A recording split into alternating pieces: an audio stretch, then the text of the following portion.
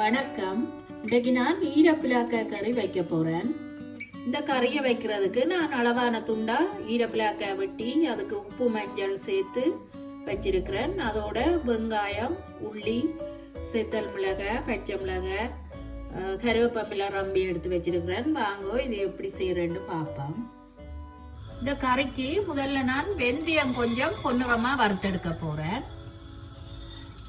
கிணக்க வேண்டாம், ஒரு 1.5 டீஸ்பூன் அளவு எடுக்கிறேன். அதோட பெருஞ்சீரகமும் கொஞ்சம் சேர்க்கிறேன்.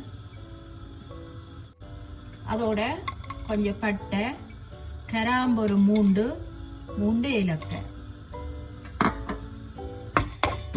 இதை கொஞ்சம் சூடு வர வறுத்தெடுப்பேன். வெந்தயம் நல்ல பொன்னிறமா வந்துட்டுது. நான் இதை ரத்தி எடுத்து உரல்ல பவுடரா அடிச்சு எடுக்க போறேன். இப்ப இந்த கறியை வைக்கிறதுக்கு நான் எண்ணெய் சேர்க்கிறேன். எண்ணெய் சூடாக கொஞ்சம் கடுகு சேர்ப்பேன். கடுகோட கொஞ்சம் சின்ன சீரகமும் சேர்ப்பேன். சேர்த்துட்டு இந்த ரொம்ப கருவேப்பிலையை சேர்ப்பேன். இதோட வெள்ளைப்பூடு இடிச்சு வச்சிருக்கிறேன், நல்லா சேர்ப்பேன்.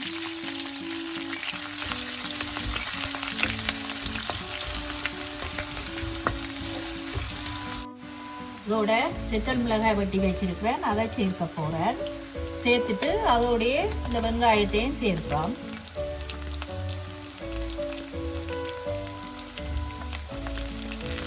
பச்சை மிளகாயையும் சேர்த்து நல்லா வதங்க விடுவோம்.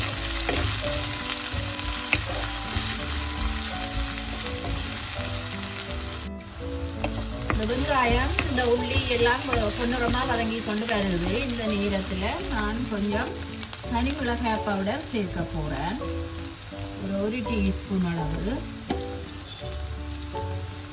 அதோட கொஞ்சம் மஞ்சள் தூளும் சேர்ப்போம். அந்த பிளாக்காய்க்கையும் சேர்த்த நாடி உலகம் காணும். அதோட உப்பும் கொஞ்சம் சேர்ப்போம். சேர்த்துட்டு இதை நல்லா வெங்காயத்தோட சேர்ற மாதிரி கலந்து விடுவான்.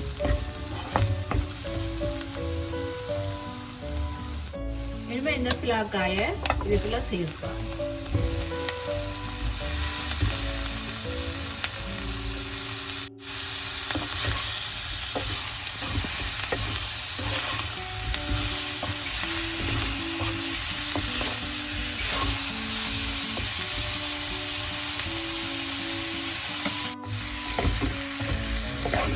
எல்லாத்தையும் நல்லா கலந்து விட்டுட்டு ஒரு கொஞ்சமா தண்ணி விட்டு இதை முதல்ல நல்லா வதங்க விடுவோம்.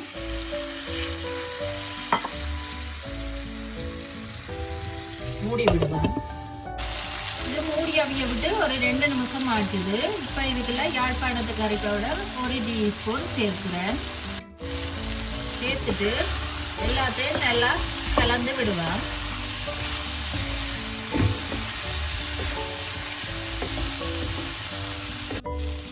இந்த பிளாக்காய் கறிக்கு அளவான தேங்காய் பாலை சேர்ப்போம். சேர்த்துட்டு எல்லாத்தையும் நல்லா கலந்து மூடி அவிய விடுவோம். இனிமே இந்த கறியோட வறுத்தடிச்ச வெந்தயம், மற்ற பெருஞ்சீரகம், பட்டை, கிராம்பு பவுடரை சேர்க்க போறேன். சேர்த்துட்டு இதுக்குள்ள உப்பு பார்ப்போம் காணுமோண்டு. உப்பு கொஞ்சம் காணாது. சேர்த்துட்டு நான் மூடி இன்னும் கொஞ்சம் நேரம் இதை அவிய விட போறேன். இந்த பிளாக்காய் கறி நல்லா அவிய விடணும். அவிஞ்சாதான் கறி நல்லா டேஸ்டா இருக்கும். இப்ப கறி நல்லா அவிஞ்சு வத்தி வந்துட்டுது. நான் இதுக்கு தேசி புளி சேர்க்க போறேன். இந்த கறியை எனக்கு வைக்கிறதுக்கு ஒரு 35 நிமிஷம் பிடிச்சது. நல்லா பிளாக்காய அவிய விட்டு தான் ரக்கி எடுக்கணும்.